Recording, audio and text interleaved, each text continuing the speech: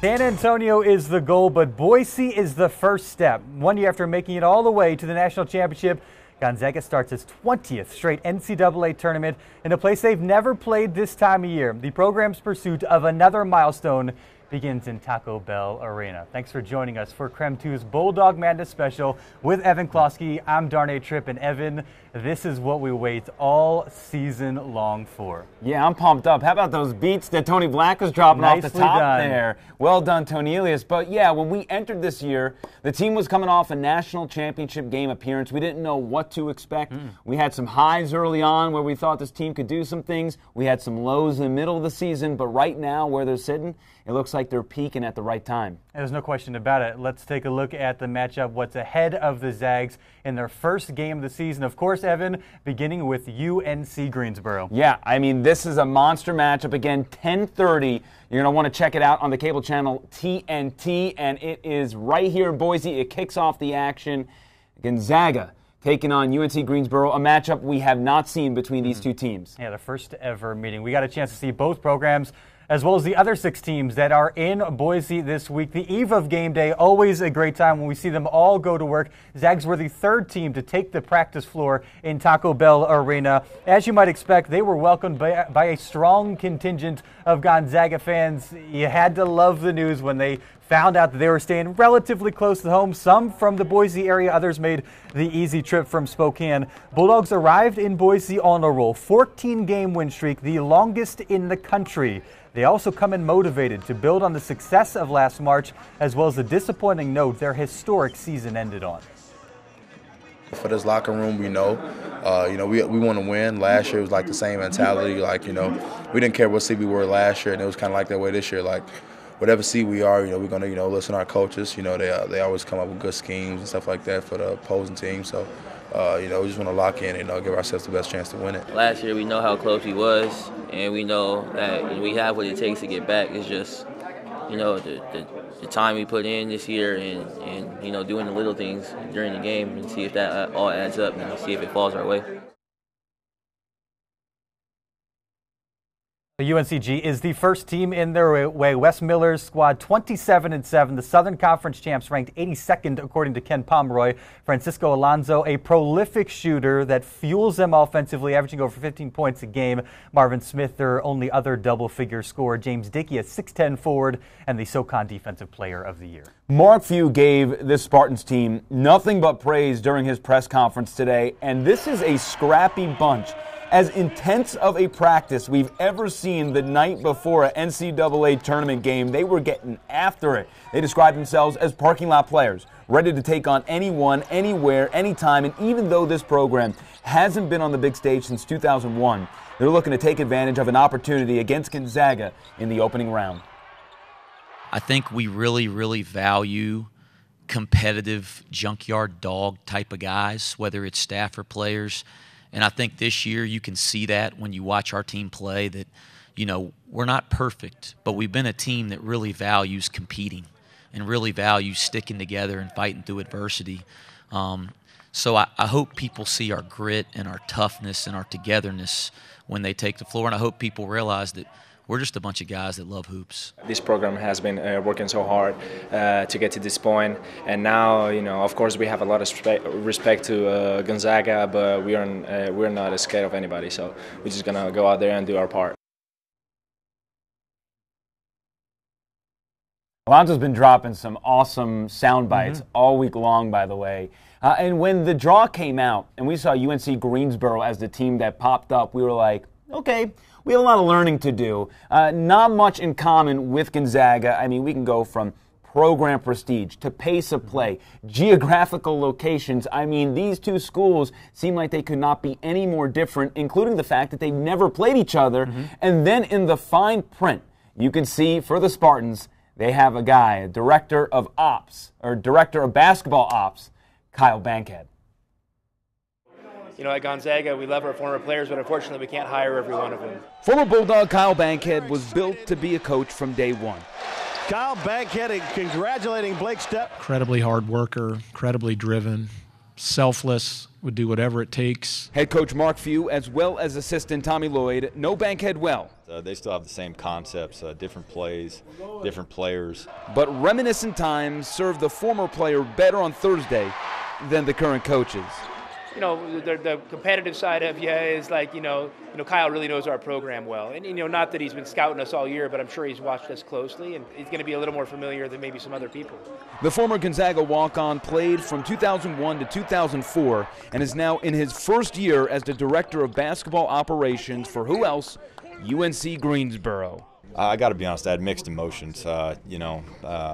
I've always pulled for Gonzaga in the tournament and throughout the years, and now it's just, hey, I want our program to win. I asked him, so what do you think? I was like, look, the only thing I'm thinking is beating them. So we're on the same page. I was like, oh, just making sure.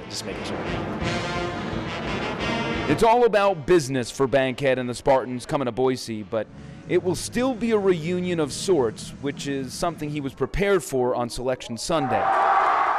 To actually see it pop up was a pretty unique experience. Craziness ensued. My phone went nuts. There's a lot of people that are coming down to watch the game that I know. It'll be a fun experience. Bankhead won't make the game plan. Head coach Wes Miller will still do that, and he's picked the former Zags brain a bit.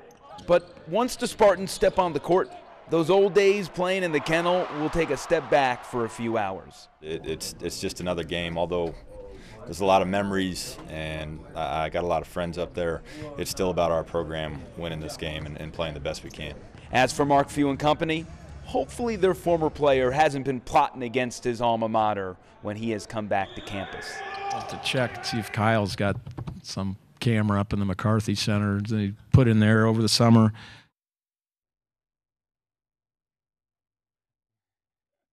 It's nice to see Mark Few make a nice joke about the situation as a whole. Obviously, respect all around. Bankhead, of course, has those 4 tournament experiences when he was at Gonzaga, and that is very valuable to a group that, again, has not been to the big dance since 2001. You can see he's definitely made an impact on UNCG just in his first year with the program. Pretty neat. Well, another example of a guy that has done whatever was asked of him is Silas Melson, known just as a defensive player, a guy that does the dirty work off the bench the first 3 years of his career, now a starter for the first time as a senior. We've enjoyed watching his game develop through the years. Now, in the home stretch of his career, he has a unique leg up on every other player in the nation.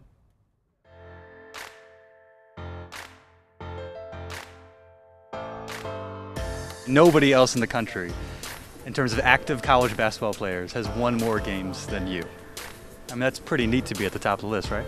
Yeah, I mean, it's a pretty cool accomplishment. I can't really, say it has much to do with me, rather than, It's got something to do with you, right? Yeah, but playing with guys like Sabonis, who's number 10 pick, and Kyle Wiltshire, who's making shots from half court every game, it's kind of hard to lose. But I mean, that's an accomplishment I do take to heart, though, because winning is the most important thing. And when we're out there, whether I'm scoring 2 points or 25 points, all you want to do is win. How cool has it been to be around for some of the greatest seasons that this program has ever seen? It's a blessing. I mean, just to even be mentioned on 3 of those teams is pretty impressive, because I mean, Elite Eight, Sweet 16, and Final Four is pretty hard to beat. That's a lot of winning. How do you think you've developed through the course of your career? Just got mentally tougher and became a little bit more of a leader, rather than just a guy behind the scenes. Try to take control and be more of a leader and use my experience to help us. Everybody wants the storybook ending, but you know how cruel this tournament can be. How do you want to go out? How do you want your career at Gonzaga to end?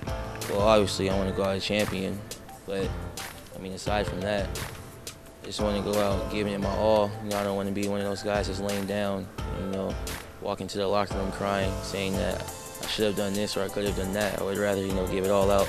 Give it all out on that. My one game that I have, give it all out against UNC Greensboro, and whoever's next after that.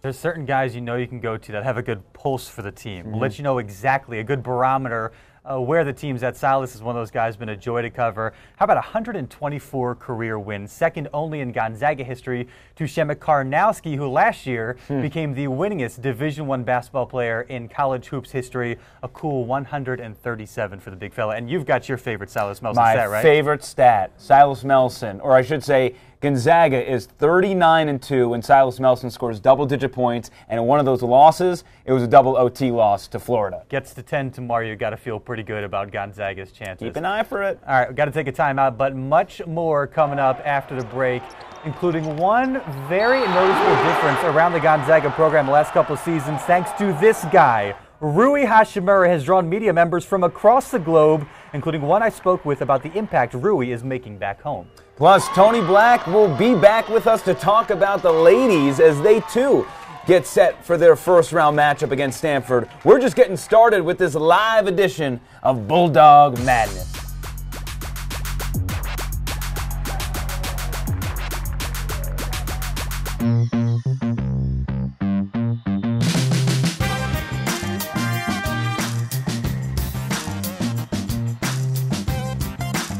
Welcome back to the KREM 2 Bulldog Madness special. Evan, when the bracket came out, something kind of strange happened. We're used to the Zags getting knocked this time of year. People did it even a year ago. But all of a sudden, there's some love for the Zags. They're a popular, trendy pick to make it out of the West region. And for good reason. It appears to be wide open. When you look at the bracket, it sets up pretty favorably for a Gonzaga team that is as hot as anybody across the country. They, of course, have to get through UNC Greensboro to start, but from there, Ohio State and South Dakota State. What's interesting is all the history you see in this region that Gonzaga has just within the last year. So they, of course, beat the Buckeyes in the PK 80, beat the Jackrabbits in the first round last year. How about Xavier?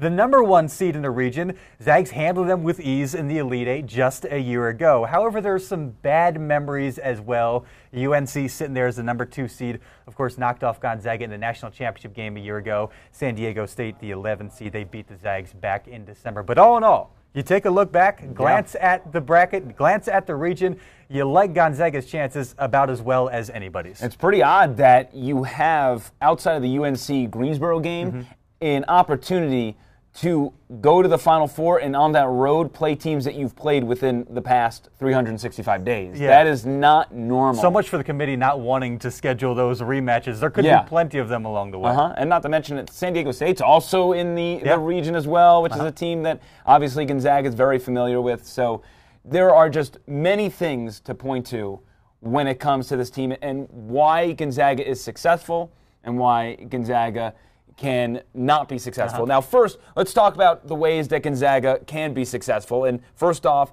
tomorrow, defend the three-point line. That is so important, not just against the Spartans, but moving forward in the tournament. And then consistent shooting, something that we saw in the WCC tournament. Everyone has to do their part.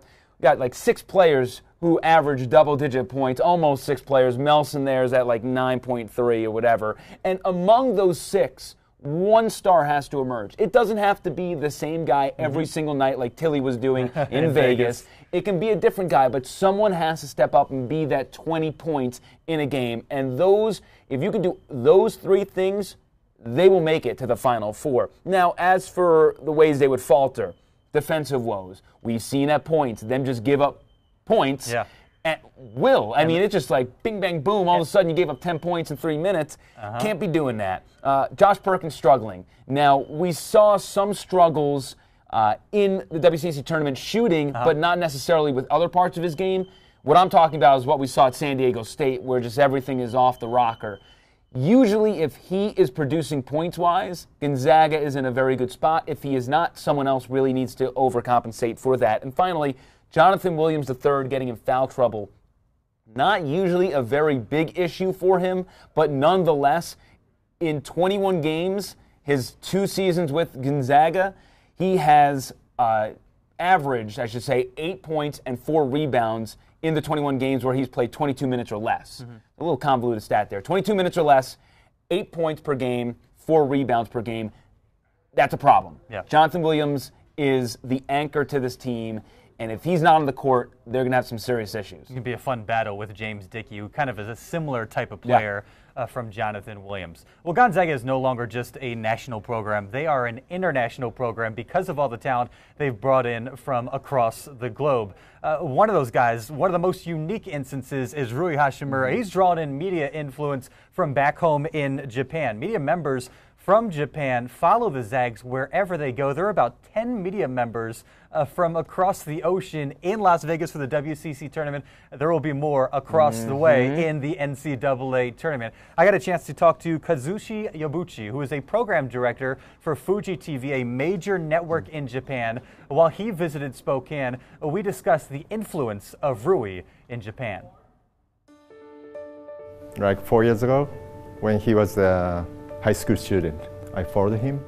I mean, he was, he's tall, and he was a big impact for that school. And he went to the national tournament, and he won 3 straight years. And since then, I've been following him. Gonzaga University has a good reputation and stuff. So first time I heard he's going to Gonzaga University, I'm happy with that, I mean, he's rare because, before that, Japanese, high school players never been to here. So it's kind of, he's special, Right now he's getting bigger, his physical is getting, more powerful. Yeah, I mean, he could dunk, back in Japan, but right now his dunk is so powerful. Against San Francisco, that one-hand dunk was so, I was like, wow, He is getting popular in Japan, also, I believe, in the United States. So that's why I come here to, cover him. In 2020, we have an Olympic in Tokyo, and we Japanese people want to watch him play in NBA and Tokyo Olympic. If Rui goes to pro, NBA, he's going to be the second Japanese player. So, yeah, I mean, it's going to be, huge. It's going to be huge, I think one of the things we didn't realize when Rui came from Japan is just how big of a deal he is in his home country. He said in Vegas, didn't surprise him that so many people followed him because that's kind of how it's been since his high school basketball career started. Imagine the story. His first Olympic Games since he got to Gonzaga, playing for Japan in Tokyo as an NBA player, possibly.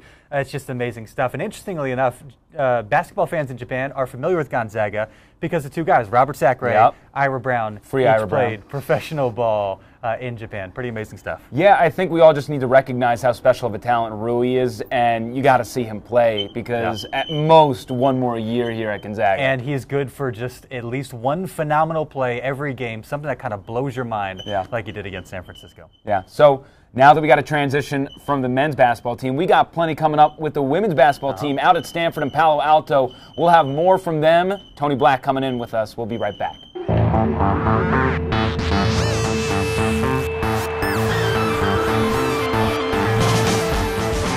Welcome back to a live Bulldog Madness special. I'm Tony Black here in Spokane. We'll get you back to Darnay and Evan in Boise in just a second. But first, the Gonzaga women are also dancing, and they got a big game Saturday at 3 p.m. against 4th-seeded Stanford. Now, the Zags have only beaten Stanford once, but it was last year in Stanford. Now, the Cardinals are led by head coach Tara Vanderveer and senior standout Brittany McPhee, who's averaging 17 points a game despite actually missing 9 games this year. And the team missed her. The Cardinals stumbled out the gate, but they managed to finish the season second in the Pac-12 before losing to Oregon in the Pac-12 title game. Now, the Cardinals, just like the Zags, very aggressive down low, always fighting for extra possessions. Like I said, the Zags do that well too. Stanford will lean on McPhee as well as underclassmen Alana Smith and Kiana Williams to try and knock off the WCC champs who enter the game as a 13 seed despite having an RPI of 34. Now, Coach Lisa Fortier says she was a little surprised to see her team get such a low seed, but their only focus is beating a Stanford team that is not only rolling,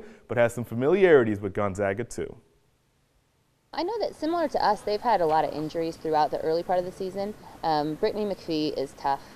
She's a player we spent a lot of time. She was on Chandler's club team, and so we recruited her as well. Her dad and uncle, I mean, they're Zags. So she's a great player. She's developed her game and expanded her game.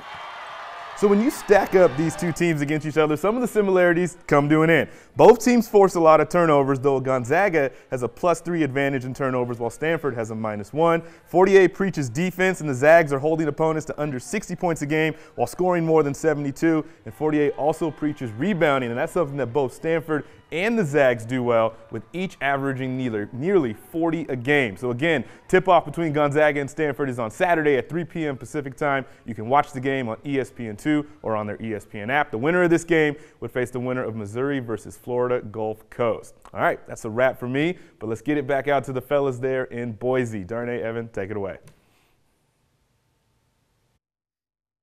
Thank you very much, Tony. Some connections in that Stanford-Gonzaga women's game as well. Chandler Smith and Brittany McPhee played on the same AAU team when they were in high school. Laura Stockton played against Brittany McPhee in high school, so there's that familiarity. And then, of course, what happened a year ago, or about a year and a half ago when these two programs met. Gonzaga went to Stanford.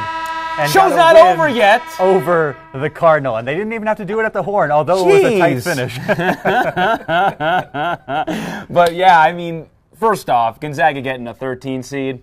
Yeah. I think that was tough. Geographically favorable. So and having to start against a program like Stanford, they did enough this season to earn a better seed and a more favorable first-round matchup.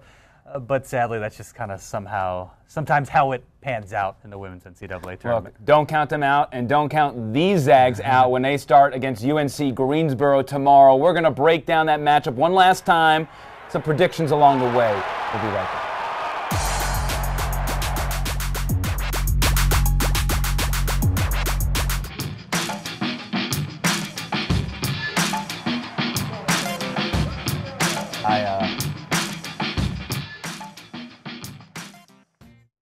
Thanks for joining us this evening for the KREM 2 Bulldog Madness special. As we begin to wrap things up, we've had a chance to spend all day here in Taco Bell Arena to see the teams, to talk with the teams. Your last impressions as we start to wrap things up. First off, UNC Greensboro is getting after it today. I think there's going to be a battle tomorrow, and I just think that this game is going to be a grinder. I just don't see Gonzaga blowing them out. I think this is going to be a hard-fought battle. I think that it's going to be a 6-7 point victory for Gonzaga, but nonetheless, it's going to be one of those San Diego type games that we saw early in the year where you're holding your breath for a while. Maybe they're not necessarily trailing, but you're just holding your breath for a while, waiting for them to pull away. They tap into some of the weaknesses we've seen from Gonzaga, turning the ball over and guarding the three-point line. They're going to have to take care of the rock against their press and defend all those shooters because they're going to let it fly from wherever. That's just kind of the way they play. If we see the Gonzaga team that played defense like they did against BYU, they could have this thing under control because I don't know if the Spartans quite have the goods to hang with the Zags offensively if it becomes a shootout, but it starts with the defensive side of the ball. They got to do the job there. Just about 15 hours away from tip-off, of course, of 10:30 tip on the Pacific time zone side of things. You can watch the game on TNT. We'll have you covered afterward on KREM 2 News as well as all day on KREM.com.